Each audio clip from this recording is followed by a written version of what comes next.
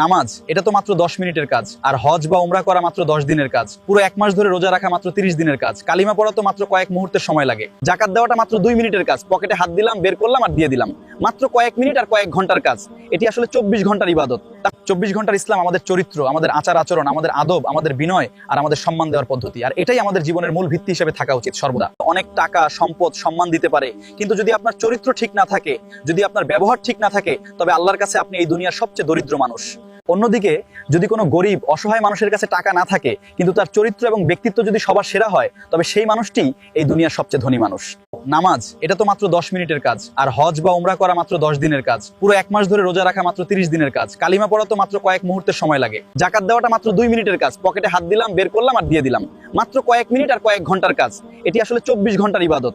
24 ঘন্টার ইসলাম আমাদের চরিত্র, আমাদের আচার আচরণ, আমাদের আদব, আমাদের বিনয় আর আমাদের সম্মান দেওয়ার পদ্ধতি। আর এটাই আমাদের জীবনের মূল ভিত্তি হিসেবে থাকা উচিত সর্বদা। অনেক টাকা, সম্পদ, সম্মান দিতে পারে, কিন্তু যদি আপনার চরিত্র ঠিক না থাকে, যদি আপনার ব্যবহার ঠিক না থাকে, তবে আল্লাহর কাছে আপনি এই দুনিয়ার সবচেয়ে দরিদ্র মানুষ।